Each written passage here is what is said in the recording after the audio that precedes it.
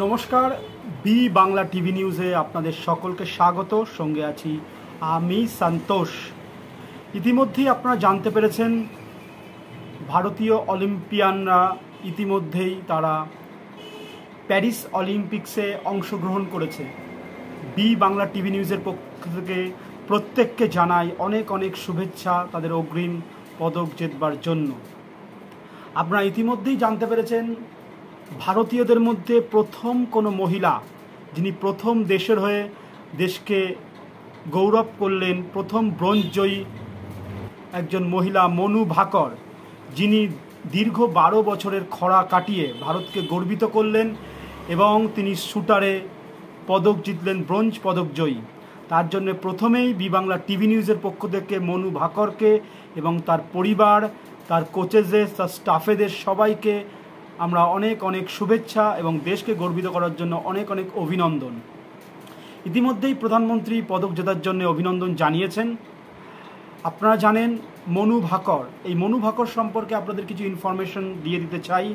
এই মনু ভাকর কিন্তু 2002 সালে হরিয়ানার ঝাজ্জরে জন্মগ্রহণ করেন এবং তার বাবার নাম রামকিষণ, যিনি মার্চেন্ট নৌবাহিনীতে প্রধান প্রকৌশলী হিসাবে কাজ করেন। এছাড়াও এই মনু ভাকর প্রথম থেকেই খেলাধুলার প্রতি প্রচণ্ড তার আবেগ বা ভালোবাসা বলতে পারেন।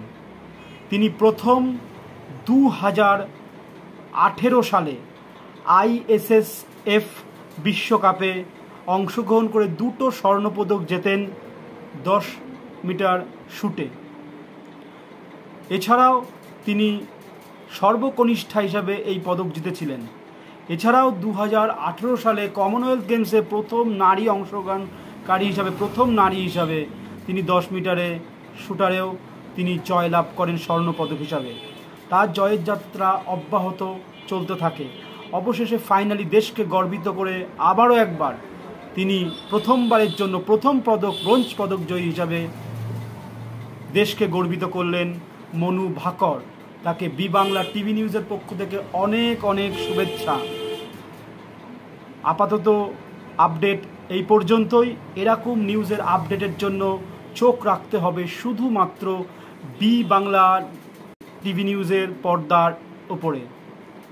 সকলকে ধন্যবাদ।